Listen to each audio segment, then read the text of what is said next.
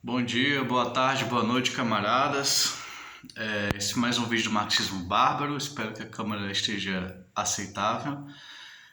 O vídeo de hoje ia ser sobre Revolução Permanente. Eu vou dar uma aula sobre 1 minuto sobre Revolução Permanente e mais uma aula extra mais extensa, tá? No mesmo vídeo. Só que vai ficar para o próximo vídeo, porque apareceu uma questão que eu acho que é do interesse de vocês e eu queria dar uma posição sobre isso, tá? Que é a questão da Argentina. A Argentina está numa crise séria, elegeu um maluco para a presidência. E a Argentina elegeu um maluco porque a situação é enlouquecida mesmo, ou seja, é uma forma de dizer que o Estado não está funcionando para o povo, para os trabalhadores. Então, se vota na esquerda e na direita é a mesma bagunça, vamos votar num louco, né? E está uma situação de hiperinflação na Argentina, ou seja, inflação de 70% ou 140% ao ano. É uma situação de hiperinflação. Vários textos marxistas, de economistas marxistas, fazem toda a apresentação histórica, a apresentação gráfica dos dados, mas não entendem como resolver o problema. Quando vai pensar o problema, pensa de forma keynesiana ou como um economista comum, não pensa como marxista. Qual é a solução marxista para a Argentina? Veja bem, a Argentina já está no fundo do poço e se houver uma crise mundial em pouco tempo, por exemplo, ainda esse ano vai dar um duplo mergulho na crise, ou seja, vai ser um caos social, possivelmente pior do que 2001. Quem era já adolescente, pré-adolescente em 2001, inclusive minha formação política veio muito da crise de 2001 na Argentina, de 2000 na Argentina, que foi um caos, né? Foi um caos mesmo, assim.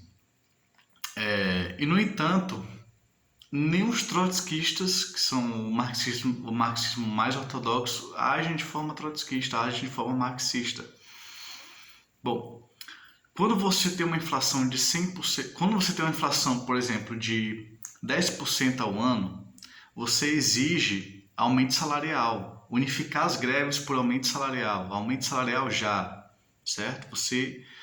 Você faz como a situação não é extrema, a inflação só de 10%, você não adota palavras de ordem extremas, você adota na medida a palavra de ordem, a solução, ou seja, todos por aumento de salário, todos há uma greve, unificação das greves por aumento de salário. Mas quando a inflação ao ano não é de 10%, mas de 100%, de mais de 100%, aí a situação muda. Tá? É, é, a corrente da Nietzsche, que é eu tô com esperança megalomaníaca e sem noção, né, um pouco de sem noção, de que isso chega à direção da Nietzsche, que é um partido internacional que tem um PSTU no Brasil. Mas tem também um outro PSTU na Argentina, eles têm um partido também chamado PSTU na Argentina, e eles estão defendendo 100% de aumento do salário. Ou seja, a inflação foi 140%, eles querem uma greve geral por um aumento de salário de 140%. Os outros textos desse partido da Argentina, o PSTU Argentina, foram muito confusos. Teve um texto que apresentou uma lista enorme de palavras de ordem, de propostas. É um erro, assim, quando você tem uma crise, você propõe 2 ou 3 propostas para ser ouvido. Se você apresenta 20 propostas, você não vai ser ouvido, não tem foco, tá? Então, assim, a gente já sabe que a situação da Argentina, se você está assistindo, provavelmente sabe da situação caótica da Argentina, a miséria se expandindo muito, tá? Qual é a primeira solução para a Argentina? É o que ficou chamado no Brasil de gatilho salarial, ou seja, isso se chama escala móvel de salários, tá? Tecnicamente, a gente pode chamar de gatilho salarial para ser popular. O que é? Por exemplo, se no mês a inflação aumentou 20%, você aumenta o salário naquele mês 20%. Se no mês seguinte a inflação foi de 30%, você aumenta o salário em 30%. Tá? Repondo mensalmente ou em cada 2 meses a perda salarial. O gatilho salarial é isso, é lastrear o salário na inflação de forma imediata. Por que 100%, o pedido de 100% de aumento de salário que a LIT e o PSTU Argentina está fazendo é errado?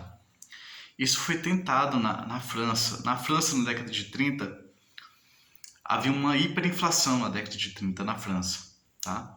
O Trotsky cometeu um erro que ele depois corrigiu. de defender aumento geral dos salários. E os stalinistas, os anarquistas e os trotskistas se uniram numa greve geral por aumento de salário, por aumento geral de salário, que teve uma greve geral e ocupações de fábrica. Houve uma onda de ocupações de fábrica.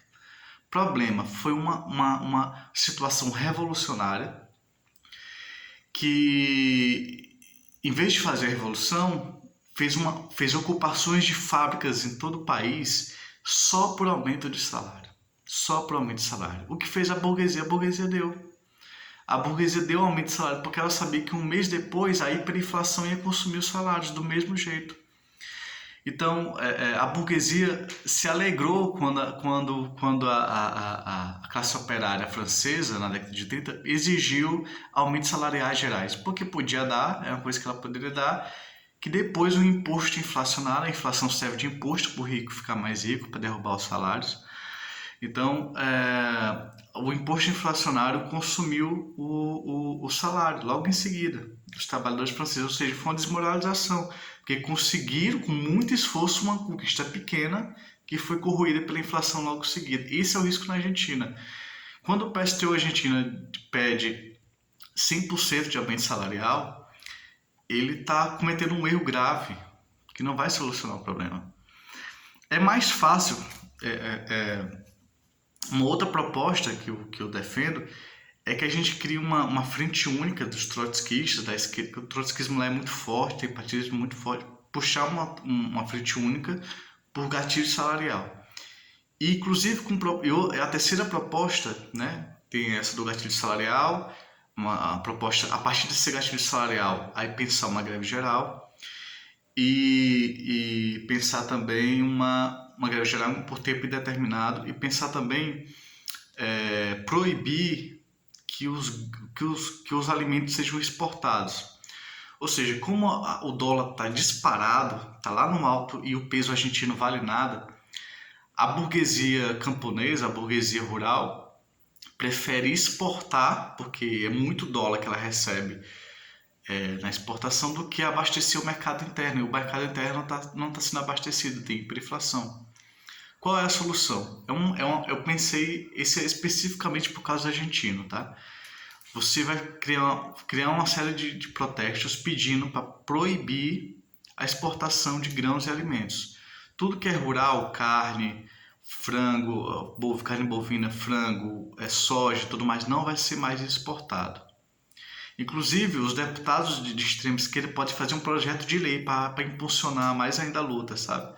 Fazer um projeto de lei que dê um pretexto para fazer uma greve geral, entendeu? Uma greve geral para aprovar essa lei que proíbe a exportação de alimentos. Todos os alimentos devem abastecer o mercado interno e só depois disso abastecer se sobrar o mercado externo. Eu acho que qualquer uma dessas duas propostas, gatilho salarial ou proibição de exportações de alimentos, qualquer uma dessas duas propostas é mais fácil o capitalismo cair na Argentina do que elas serem aprovadas, tá?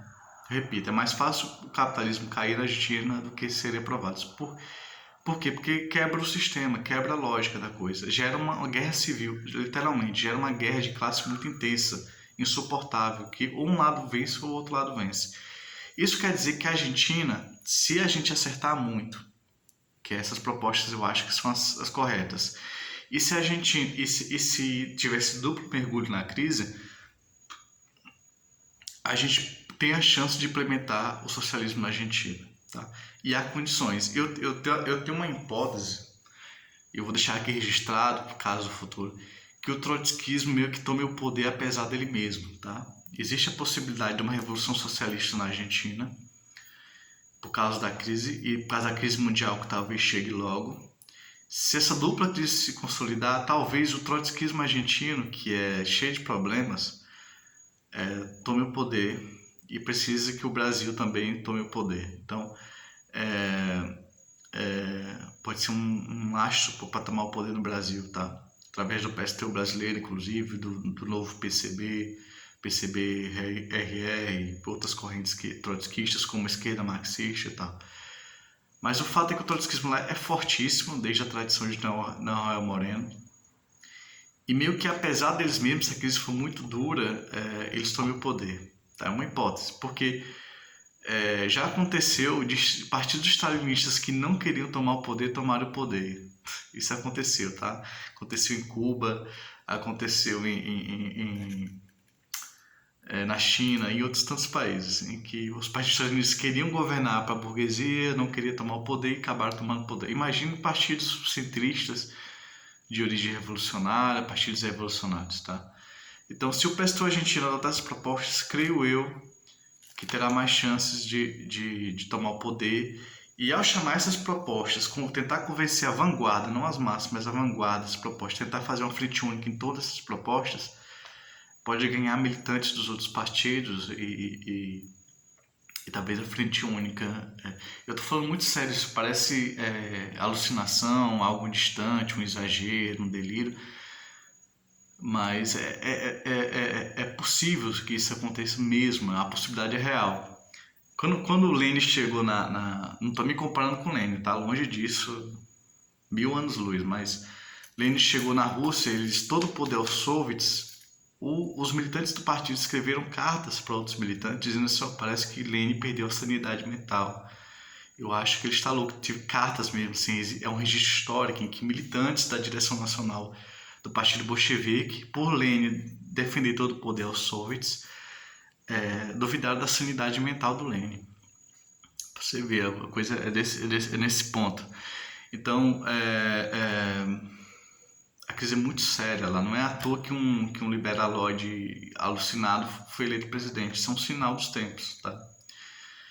E a Argentina tem tudo para ser vanguarda mundial do socialismo, tá? A Argentina tem cultura popular, é urbanizada, tem riquezas e tem uma tradição política trotskista muito forte, então tem tudo para dar certo se a gente acertar. Então é importante que a elite, o Partido Internacional ao qual me refiro, tente corrigir os rumos, porque senão a gente vai perder tudo, a gente vai perder mais uma chance, tá?